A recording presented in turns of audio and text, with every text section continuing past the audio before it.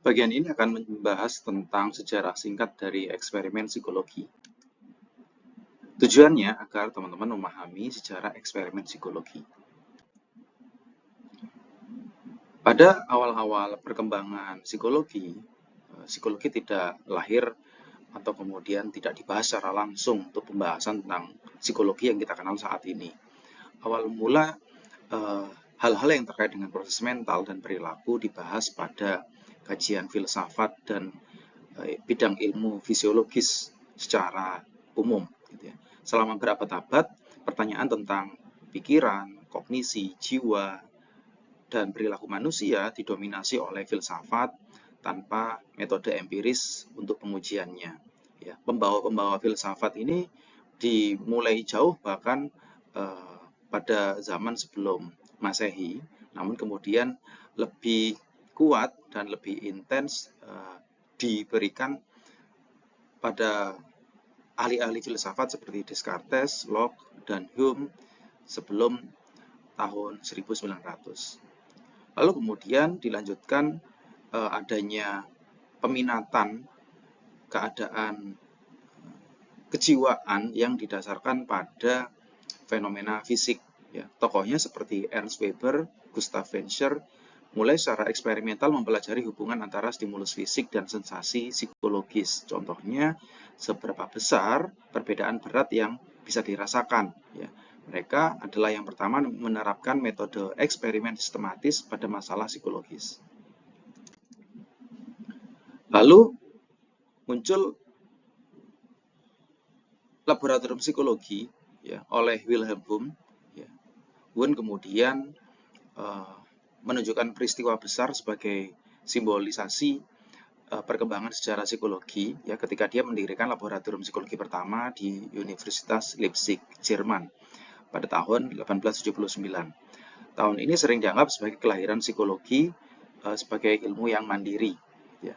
Wundt dan murid-muridnya menggunakan eksperimen yang sangat terkontrol untuk mempelajari unsur kesadaran, ya, kaitannya dengan strukturalisme, dan kemudian partisipan yang terlatih diminta untuk melaporkan pengalaman sadarnya sebagai respon terhadap stimulus tertentu. Meskipun metode ini yang kita kenal saat ini sebagai introspeksi kemudian dikritik, tapi pekerjaan eksperimen pertama yang dilakukan oleh Wundt itu menjadi kontribusi besar, sehingga kemudian membakukan metode eksperimen sebagai inti dari disiplin ilmu yang terbaru, sehingga psikologi dikenal dan diakui sebagai bidang ilmu tersendiri. Lalu kemudian karena perkembangan yang masif, beberapa murid dari Wundt itu berpindah dari satu negara ke negara lain di Eropa, lalu kemudian melakukan transmigrasi ke Amerika, dan mereka kemudian kembali lagi, dan itu kemudian sudah dilakukan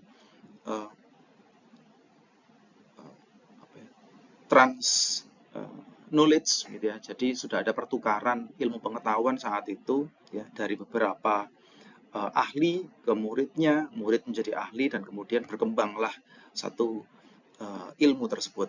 Nah, pemikiran-pemikiran awal itu kemudian muncul seperti Hermann Ebbinghaus membuktikan bahwa proses mental yang kompleks seperti ingatan bisa dipelajari secara eksperimental. Ia menggunakan suku kata tanpa arti untuk mempelajari kurva lupa, sehingga ini menjadi terobosan metodologis yang besar saat itu. Selanjutnya, William James itu meski lebih filosofis, karyanya yang monumental tentang The Principle of Psychology itu menjadi pemikiran yang berpengaruh pada perkembangan psikologi saat ini. Lalu kemudian dilanjutkan oleh Ivan Pavlov, meskipun beberapa ilmuwan ini beberapa tidak saling mengenal ya, tapi kemudian mereka memberikan perspektif yang luas, perspektif yang bervariasi, sehingga kemudian bidang ilmu ini menjadi berkembang hingga saat ini. Pavlov adalah seorang fisiolog Rusia yang tidak sengaja itu menemukan riset terkait dengan conditioning klasik melalui eksperimennya dengan melibatkan hewan, yaitu anjing. Ya, karyanya menunjukkan bahwa proses belajar itu bisa dipelajari secara tersistematis dan terukur. Lalu kemudian munculnya revolusi kognitif dan kemudian perkembangan besar terkait dengan metodologi. Ya.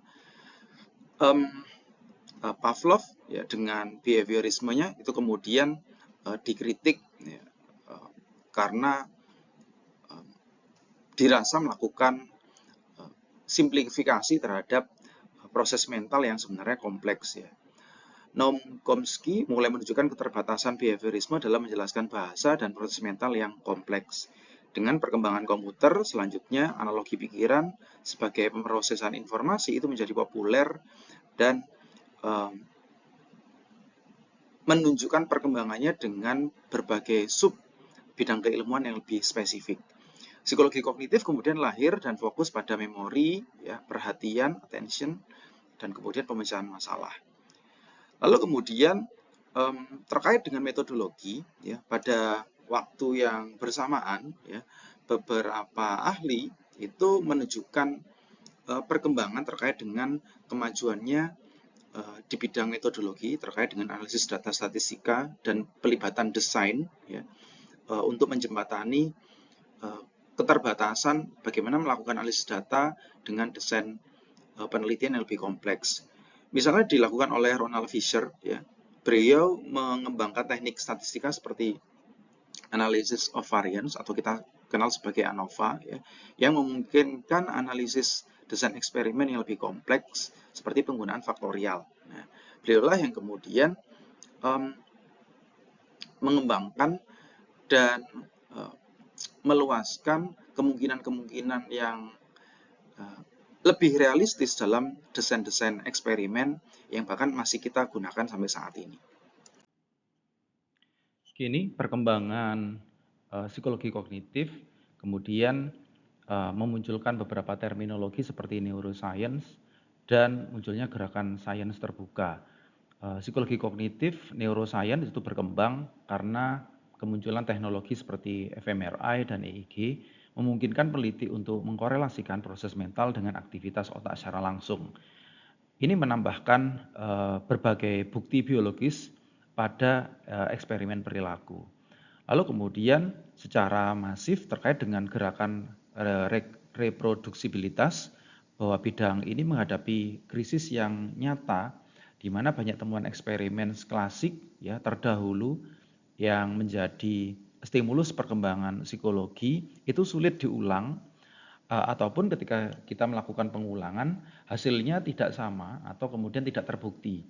Artinya ada beberapa teori terdahulu itu yang tidak terbukti atau tidak terjadi secara empiris saat ini. Hal ini memicu gerakan open science atau yang kita kenal sebagai sains terbuka. Ini menekankan adanya praktik yang lebih terbuka, transparan, rigorous dalam merancang bahkan melaporkan eksperimen. Nah, apa yang menjadi kesimpulan selanjutnya bahwa sejarah eksperimen psikologi adalah cerita tentang upaya untuk menjadi lebih ilmiah, objektif, dan rigoros. Dimulai dari akar filosofis dan fisiologis, psikologi menemukan identitasnya melalui eksistensi laboratorium dan metode eksperimen yang dibawa oleh Wundt. Ini menjadi sangat objektif di tangan para behavioris sehingga kemudian menjadi kompleks dan secara metodologis dan secara teoritis itu kemudian memberikan stimulus terhadap revolusi kognitif sehingga kita sampai saat ini mengenal beberapa sub bidang keilmuan seperti psikologi kognitif atau bahkan neuroscience.